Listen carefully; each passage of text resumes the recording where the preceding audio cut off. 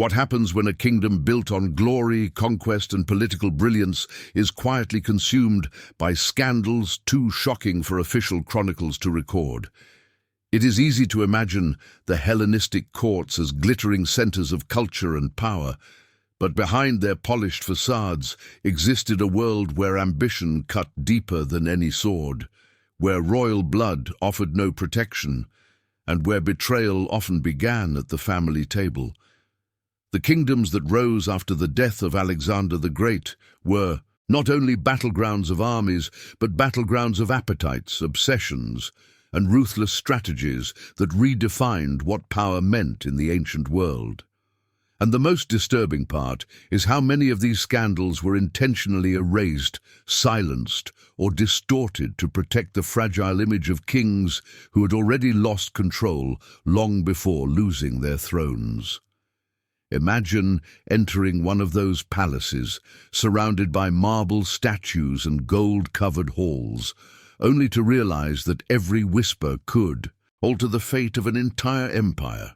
Advisors plotted in the shadows, queens negotiated survival through lethal cunning, and generals used fear as currency. Political scandals were not mere episodes, they were forces that shaped borders, ignited wars, and dragged kingdoms into chaos. Some were born from forbidden romances, others from manipulation so cold and calculated that even seasoned historians still struggle to comprehend their brutality.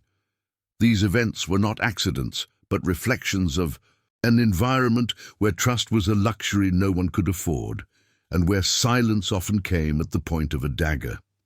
And if you think these stories belong only to dusty scrolls and forgotten libraries, consider how deeply they reveal the universal nature of power. The Hellenistic age masked its darkness beneath magnificent architecture, philosophical schools, and cultural triumphs, but beneath it all existed a constant tension, a battlefield of egos behind every royal decree. The scandals you are about to uncover did not merely damage reputations. They reshaped dynasties, toppled rulers, and exposed the fragile human core behind imperial authority. You may even recognize patterns that echo through later empires and perhaps still resonate in political behavior today. Have you ever wondered what truths ancient historians chose not to tell, or what secrets were buried so deeply that only fragments remain? You might find that the line between heroism and cruelty, genius and madness, was thinner than anyone expects.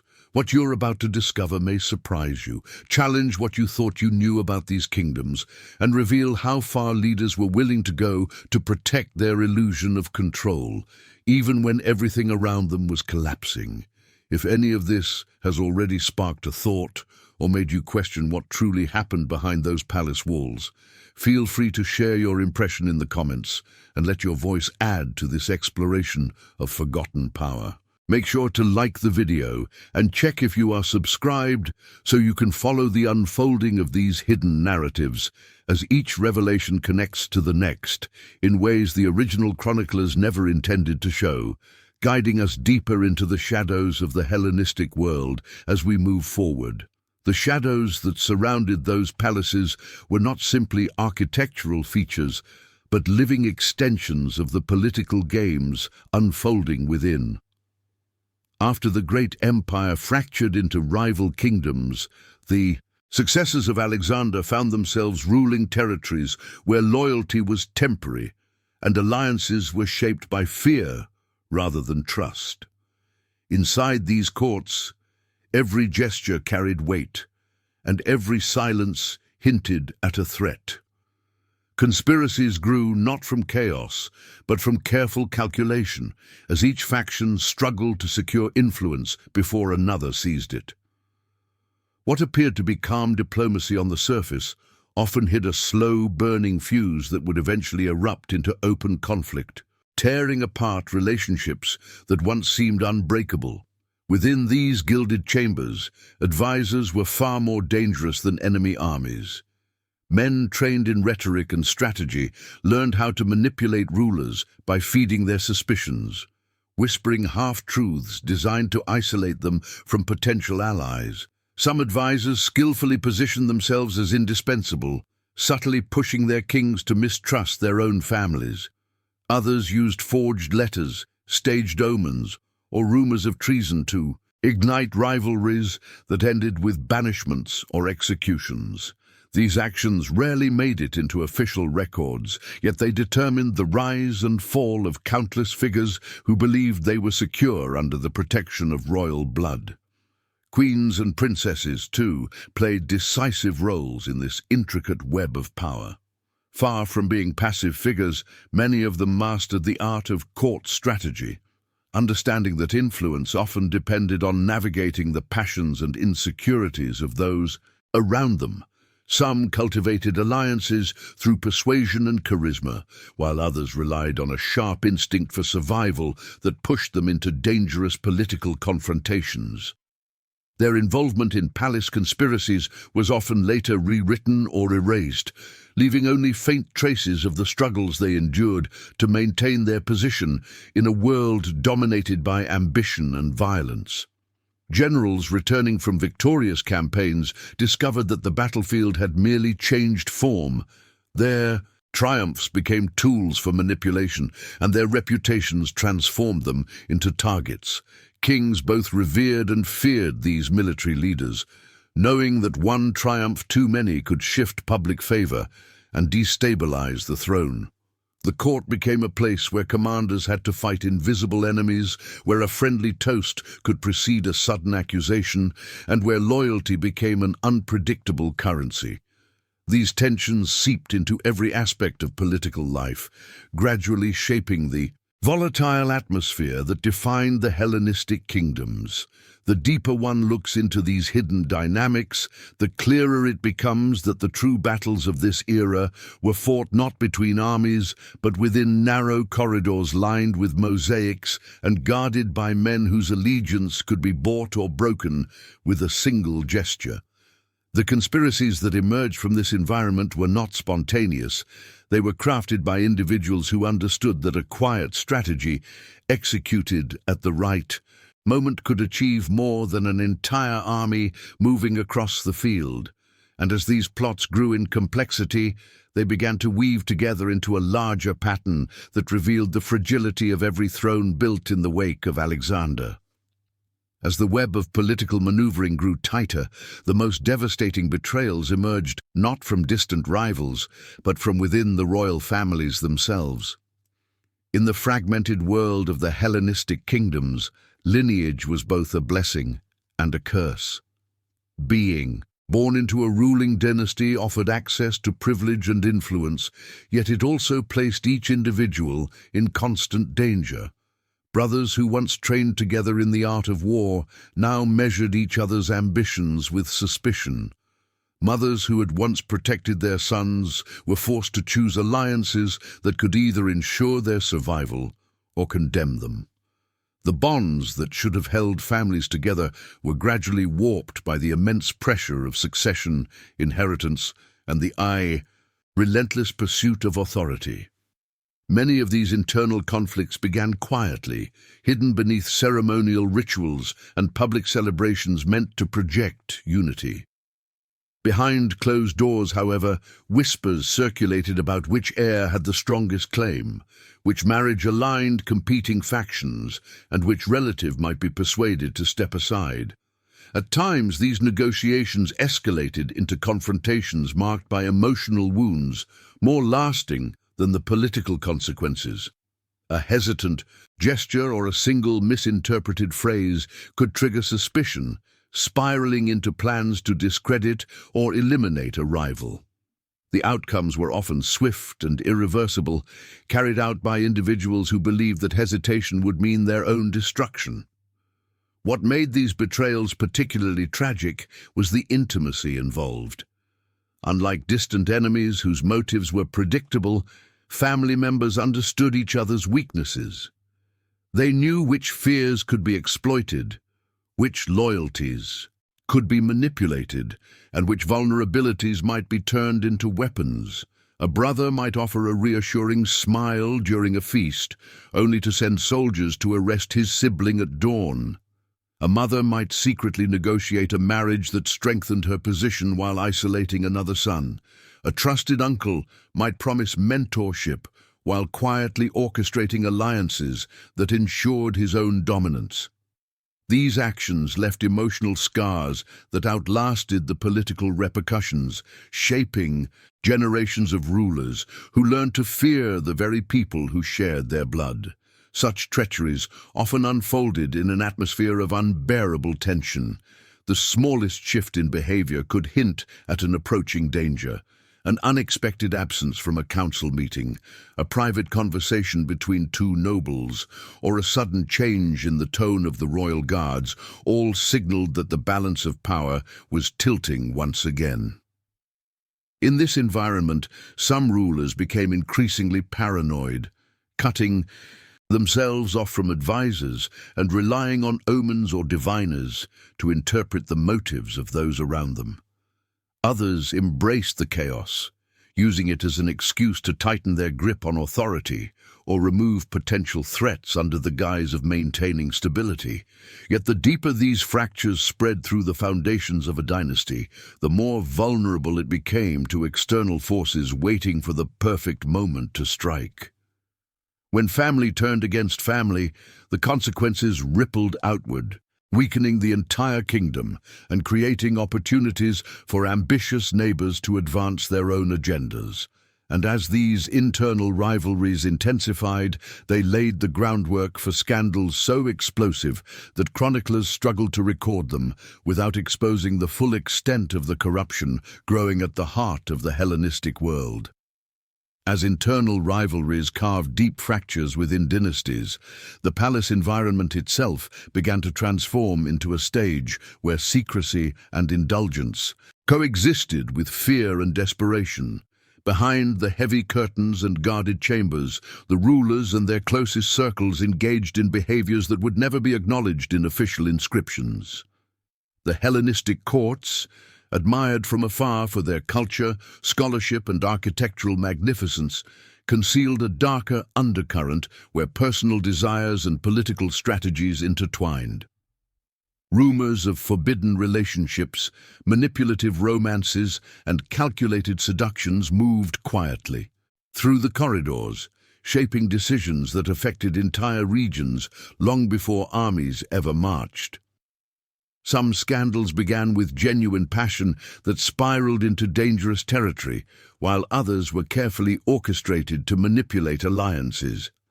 A carefully placed affection could influence a military appointment, shift the balance of a council vote, or silence a critic who threatened to reveal inconvenient truths. In these courts, intimacy itself became a strategic tool, a means through which individuals sought to gain proximity to power. At times, queens and royal consorts wielded more political influence through private interactions than any formal decree would ever reveal. Their actions, though rarely documented, left unmistakable marks on decisions that reshaped political landscapes. Yet these personal entanglements carried severe risks. A misunderstood gesture or an exposed secret could quickly escalate into accusations of betrayal. Jealous rivals weaponized whispers, spreading stories that blurred the line between truth and fabrication. As these rumors traveled from servant to advisor to general, they gained momentum, often resulting in confrontations that spiraled beyond control. A single allegation could destroy a reputation or justify drastic punishments that left long-lasting scars on the kingdom's stability. In many cases, these scandals served as pretexts for eliminating political threats, allowing the powerful to act ruthlessly under the veil of moral outrage.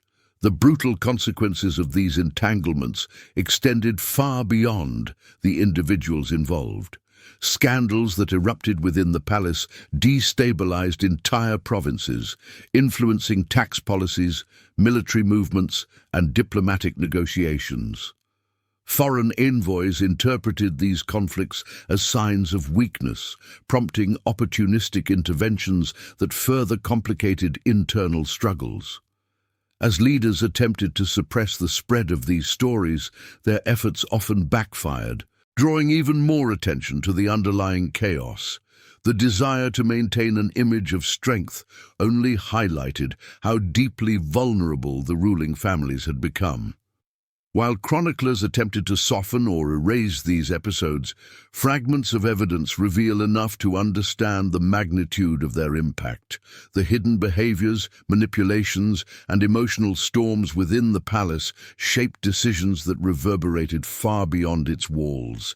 These scandals were not isolated incidents, but reflections of a world in which power demanded constant vigilance, and where a single misstep could alter the fate of kingdoms still grappling with the legacy of Alexander.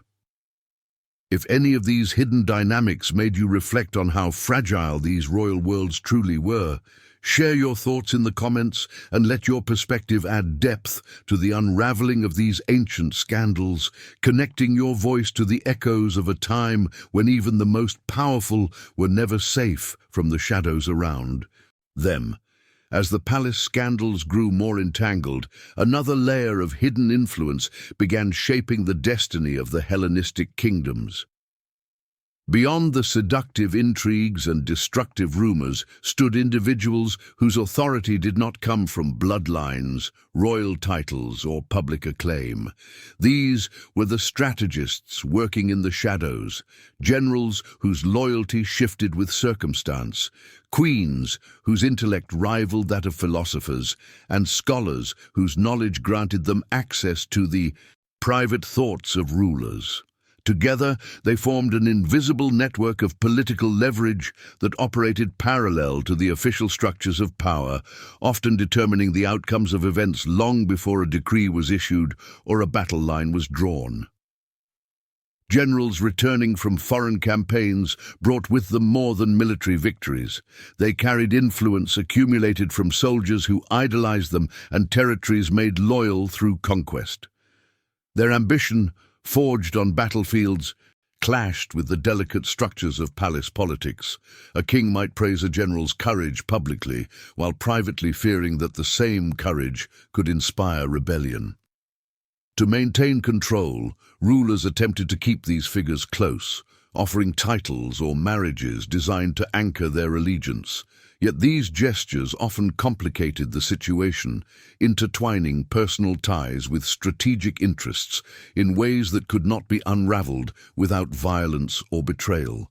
Queens and royal women played an equally significant, yet less visible role.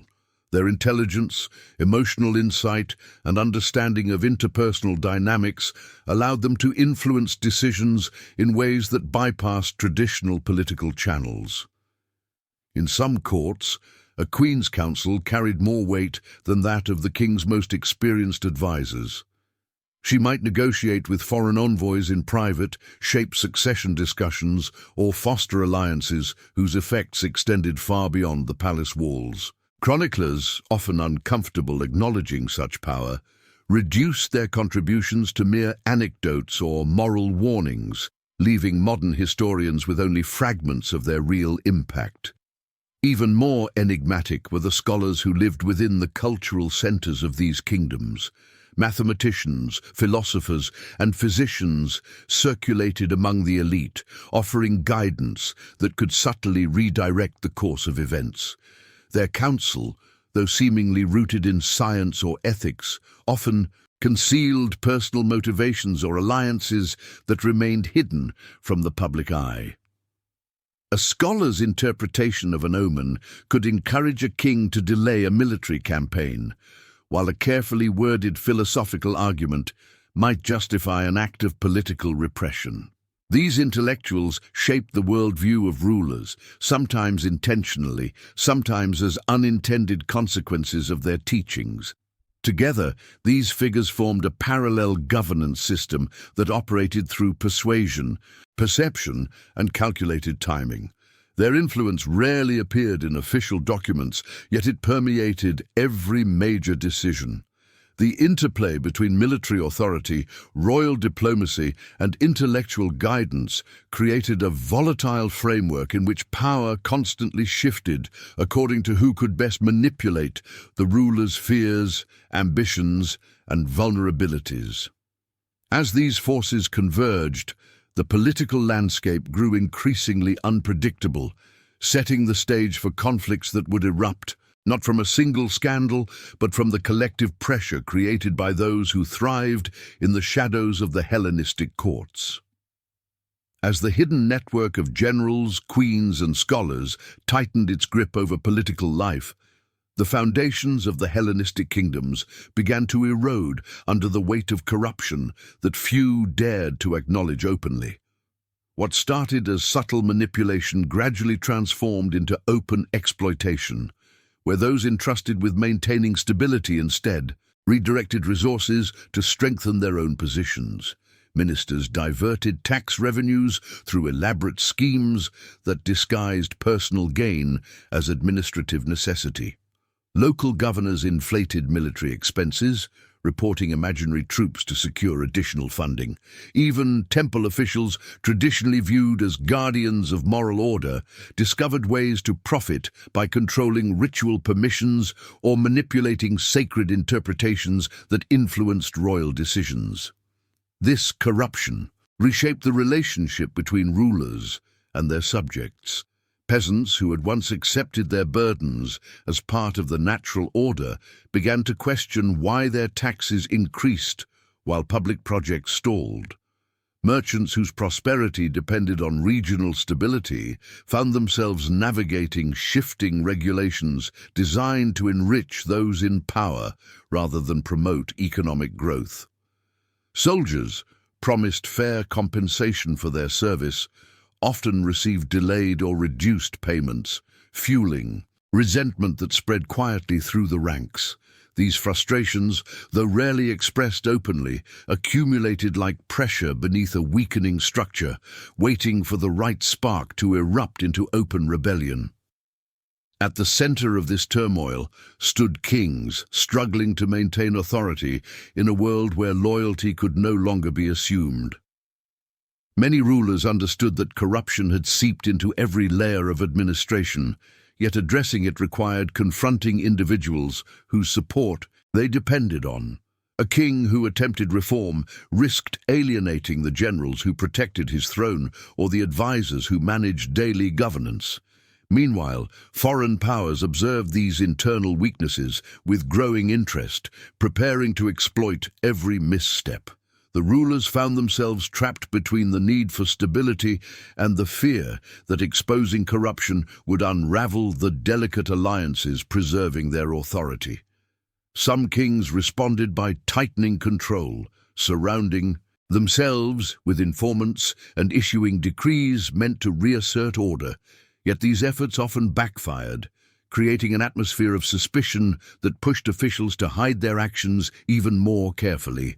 Others attempted to buy loyalty by distributing favors, lands, or titles, inadvertently deepening the very corruption they hoped to resolve. The palace became a place where influence was traded like currency, where individuals rose not through merit but through their ability to navigate an increasingly complex system of favors and obligations. This environment fostered a dangerous sense of impunity, encouraging even bolder acts of exploitation that further alienated the population. Meanwhile, distant regions of the kingdom felt the consequences most severely.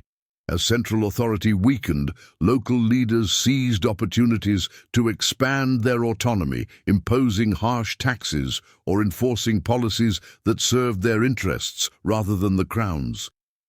Villages that once celebrated royal festivals now exchanged stories of officials who acted with violence or greed, fueling resentment that spread far beyond their borders.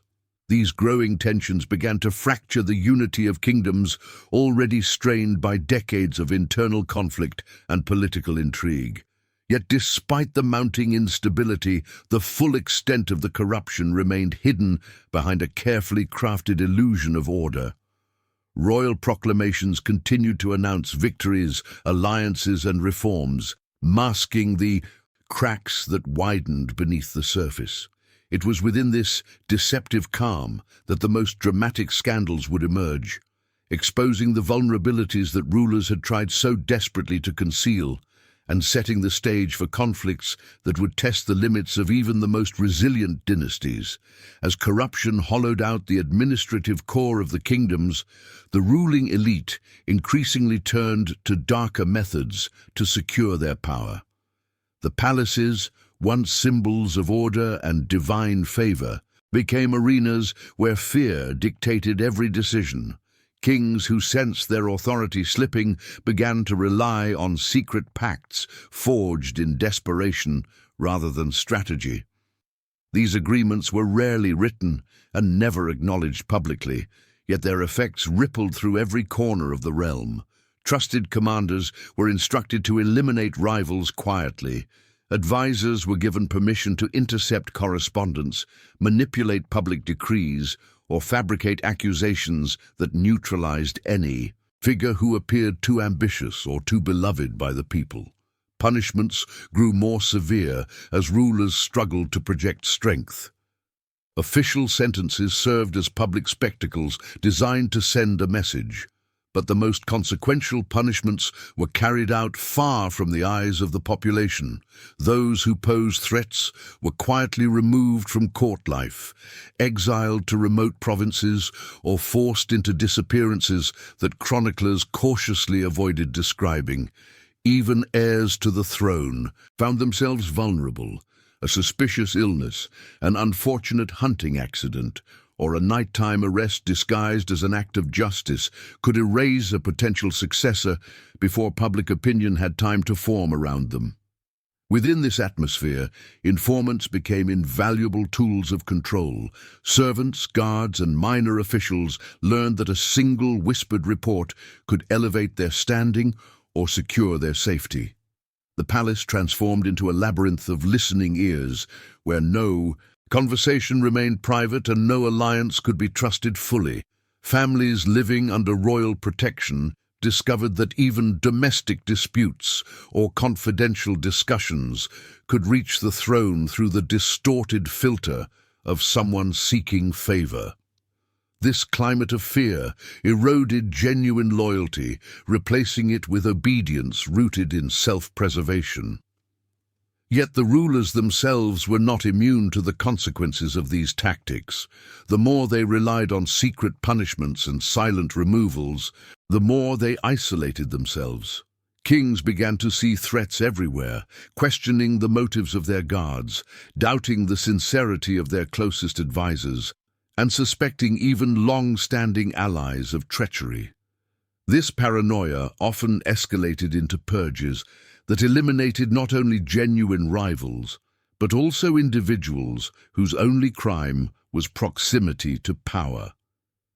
Each purge weakened the palace further, creating vacuums that opportunistic factions sought to fill with their own agendas. Meanwhile, the people beyond the palace walls sensed the shifting tone of governance. Rumors of disappearances spread despite the court's efforts to suppress them. Market conversations carried hints of fear as citizens wondered which decree or accusation might suddenly change their fate.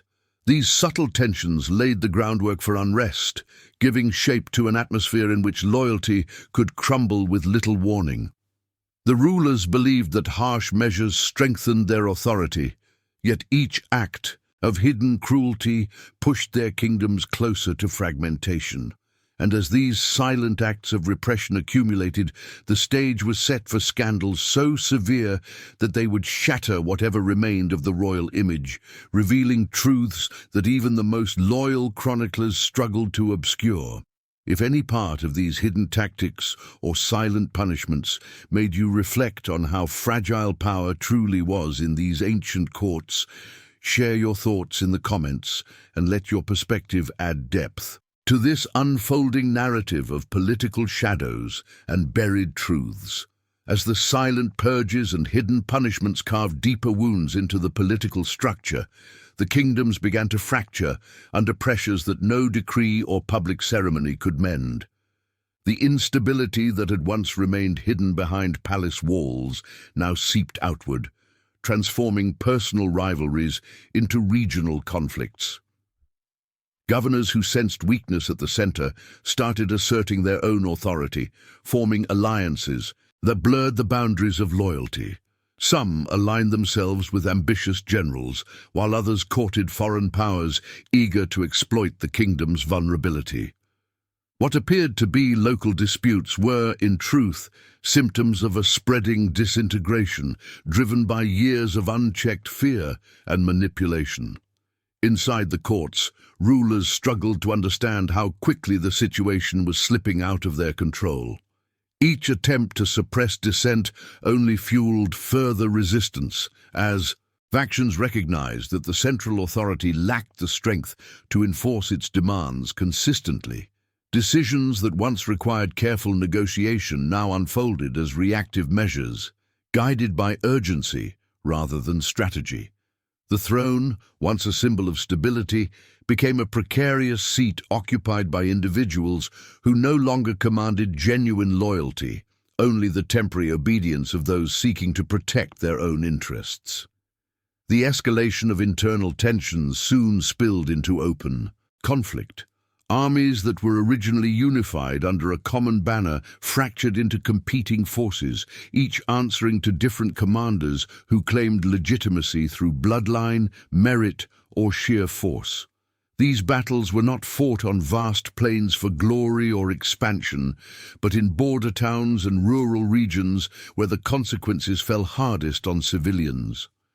Villages were burned or abandoned as armies repositioned themselves, turning once prosperous areas into landscapes marked by uncertainty. What had begun as political maneuvering now transformed into a series of cascading events that reshaped territories and destabilized centuries-old institutions. At the same time, foreign observers watched the unraveling with keen interest. Neighboring states, long waiting for signs of weakness, saw in the turmoil a chance to reclaim disputed lands, expand their influence, or manipulate rival factions. Diplomatic envoys brought messages that masked military intentions, offering support to one side while quietly encouraging rebellion in another. Even distant powers took advantage of the chaos, exploiting trade routes, forging new alliances, or funding factions that advanced their broader ambitions. The Hellenistic kingdoms, which had once projected strength through culture, science, and military innovation, now faced dangers not only from within, but from every direction beyond their borders. And yet, amidst the turmoil, the palace maintained its illusion of control.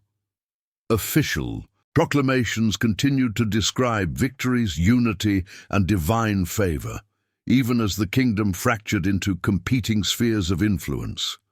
Royal festivals continued, though attendance dwindled and decrees were issued in the name of stability, even though they held little practical power.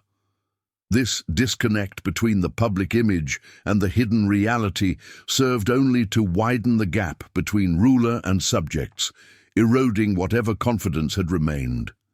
The deeper the crisis became, the clearer it was that these conflicts were not isolated incidents, but expressions of a long-standing pattern of ambition, fear, and corruption.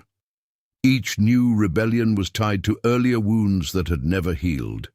Each betrayal echoed decisions made in secret chambers years before, and as the threads holding the kingdoms together continued to unravel, the stage was set for even more devastating revelations, ones that would expose how deeply the roots of chaos had grown beneath the surface of Hellenistic power. As internal wars reshaped the political landscape, the consequences of long-buried scandals began to surface in ways no ruler could fully control. The quiet removals, the secret pacts, and the hidden manipulations that once operated discreetly within palace walls now manifested as visible fractures across the realm. Assassinations once disguised as misfortunes became impossible to hide, and disappearances that had been explained away through convenient stories now gained new interpretations as unrest grew. Chroniclers, who had been pressured to soften the truth, found themselves surrounded by events too large and too brutal to conceal. Rumors evolved into public narratives, and once hidden atrocities became whispered history shared in marketplaces, temples, and military camps. Within the palaces, tension tightened like a cord ready to snap. The rulers who remained in power faced the impossible task of restoring order in kingdoms where trust had evaporated. Every decree risked igniting suspicion. Every decision risked provoking rebellion. Ministers who had been complicit in earlier schemes feared exposure, while ambitious figures saw opportunity in the chaos. Each scandal that resurfaced reignited old rivalries, and every revelation carried implications that destabilized families, councils, and armies alike. The palace became a fragile shell, attempting to maintain ceremony and grandeur, even as its foundations crumbled beneath the weight of accumulated deceit. The emotional toll of these events seeped into the lives of those closest to the throne. Families torn apart by political ambition now confronted the aftermath of their own decisions. Children raised amidst luxury were forced to navigate a world where alliances shifted unpredictably, and where the actions of their parents had shaped enemies they could neither see nor understand fully. Heirs groomed for leadership faced shadows of accusations that lingered across generations, inheriting burdens created long before their birth. Even loyal servants, who once moved confidently within the palace, learned to walk cautiously, knowing that a single misinterpreted action might bind them involuntarily to a scandal from which there was no return. Across the territories, the population felt the impact in increasingly tangible ways. Regions that had once been prosperous now suffered from disrupted trade, abandoned farms, and unpredictable military movements. Communities lived under the constant fear of raids from rival factions or punitive measures enacted by unstable authorities. The contrast between official proclamations of unity and the daily reality of disorder deepened resentment, turning subjects into silent critics of a political system that had failed to protect them.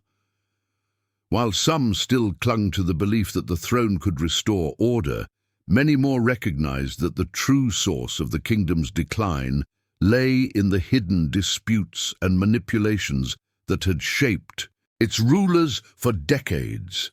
Foreign powers continued to exploit these vulnerabilities.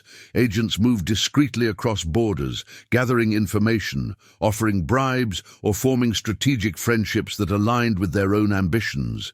Some kingdoms positioned themselves as protectors, offering aid that masked their intention to absorb weakened territories. Others stoked conflict intentionally, supporting factions whose success would fragment their rivals further.